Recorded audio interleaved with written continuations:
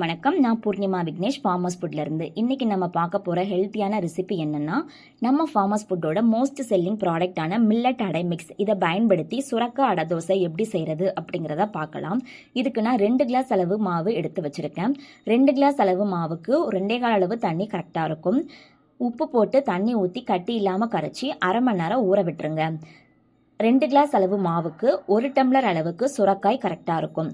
இந்த சுரக்காயை நீங்கள் துருவியும் சேர்த்துக்கலாம், இல்லைனா குட்டி குட்டியாக கட் பண்ணியும் சேர்த்துக்கலாம். ஒரு பெரிய சைஸ் வெங்காயம், ஒரு சின்ன வெள்ளரிக்காவை துருவி வச்சுருக்கேன். கடாயில் எண்ணெய் ஊற்றிட்டு கடுகு, உளுந்தம்பருப்பு, கடலைப்பருப்பு போட்டு தாளிச்சிட்டு வெங்காயம் போட்டு கண்ணாடி பதம் வர அளவுக்கு வதக்கிடுங்க. அதுக்கப்புறம் துருவி வச்சுருக்கிற சுரக்காவையும் சேர்த்துட்டு ஹை ஃப்ளேமில் ஒரு 5 நிமிஷம் நல்லா கிளறி விடுங்க. ஃபைனலாக கொத்தமல்லி தலையும் வெள்ளரிக்காவையும் போட்டு 2 நிமிஷம் வதக்கினதுக்கு அப்புறமாட்டி தேவையான அளவு உப்பு ஆட் பண்ணி ஸ்டவ்வை ஆஃப் பண்ணிடுங்க.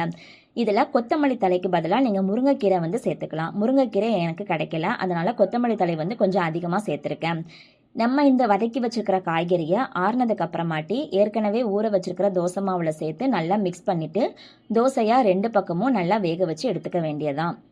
இதில் நம்ம காய்கறிகள் அதிகமாக சேர்த்துருக்கிறனால புரோட்டீன், கார்போஹைட்ரேட்டு, ஃபைபர் இந்த 3மே நமக்கு இந்த ஒரு ரெசிபிலே கிடச்சிருது.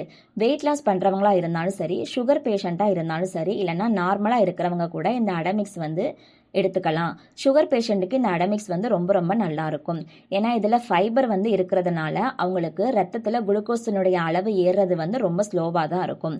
இந்த ரெசிபியை நீங்கள் யாராவது ட்ரை பண்ணிங்கன்னா அதனுடைய ஃபீட்பேக் என் கூட ஷேர் பண்ணிக்கோங்க.